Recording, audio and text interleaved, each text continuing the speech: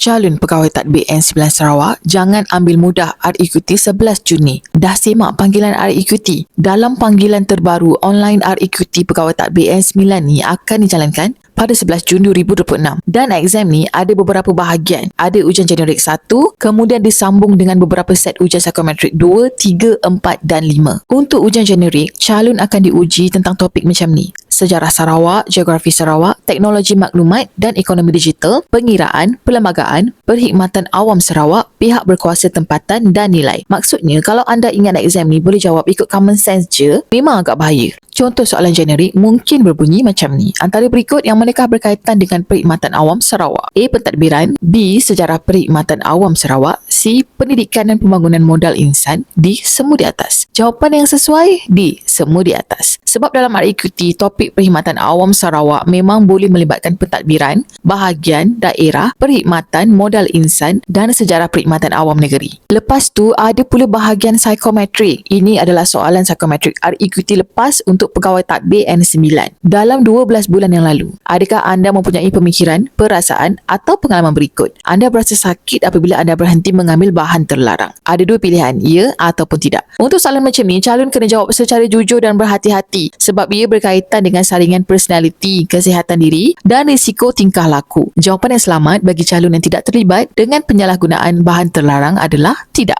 Satu lagi benda penting, exam kali ni guna sistem pemantauan AI remote proctoring. Jadi calon kena guna laptop atau desktop yang ada kamera web, mikrofon dan internet yang stabil. Telefon bimbit ataupun tablet tidak dibenarkan. Gunakan Google Chrome atau Microsoft Edge. Jadi jangan tunggu last minute baru nak study. Kalau anda calon pegawai tadbir N9 Sarawak dan masih belum ada bahan ulang kaji, kami ada sediakan rujukan REQT Sarawak 148 muka surat ikut format latest. Dalam rujukan ni ada 90 contoh soalan ikut format, nota pengetahuan am Sarawak dan persekutuan, topik popular matematik dan formula ringkas, nota bahasa Inggeris kerja seperti memo, report dan email, info lengkap perjawatan grade 1 hingga 9. Rujukan ni sangat sesuai untuk calon yang nak faham format, nak tahu topik penting dan nak buat persediaan lebih tersusun sebelum exam. Dapatkan rujukan ni dekat link dekat bio ataupun DM Cik Su. Jangan masuk REQT dengan fikiran kosong. Peluang dah sampai. Tinggal persediaan je.